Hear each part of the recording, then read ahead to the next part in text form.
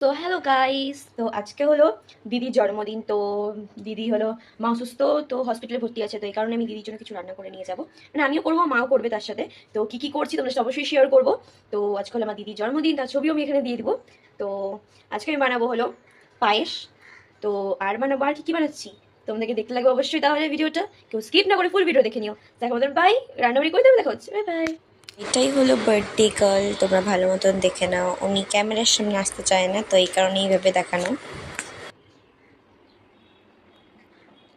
এখানে পায়েসটা এখন রেডি হচ্ছে, আর এখানে কাজু, আর এখানে চিনি এখন দেওয়া হবে।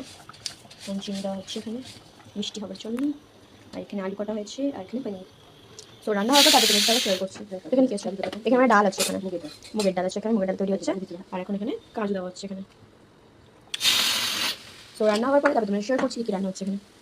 তো এখানে রান্না হয়েছে লুচি, লাউ ঘন্ট, পনিরের তরকারি, মুগ ডাল, প্লাস এখানে পায়েস।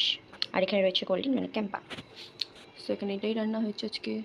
তো আমি বাড়িতে সেখানে খেয়ে নিচ্ছি পায়েস আর তার সাথে লুচি। আর কারা কারা কড়া লুচি খেতে ভালোবাসে আমাকে কমেন্ট বক্সে জানাবে। আমার তো কড়া লুচি খেতে প্রচণ্ড পরিমাণে ভালো লাগে।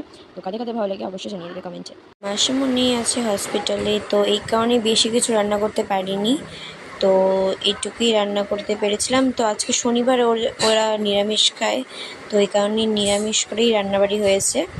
তো এটাই ছিল আমার ব্লগ। যারা যারা এখন এই চ্যানেলটিকে সাবস্ক্রাইব করনি, প্লিজ এখনই সাবস্ক্রাইব করতে। যারা ফেসবুক থেকে দেখছো তারা অবশ্যই চ্যানেলটিকে ফলো করে দিও। আর আমার ফটোটা কেমন লাগছে প্লিজ কমেন্টে জানিয়ে দিও। এখন বাই, গুড নাইট।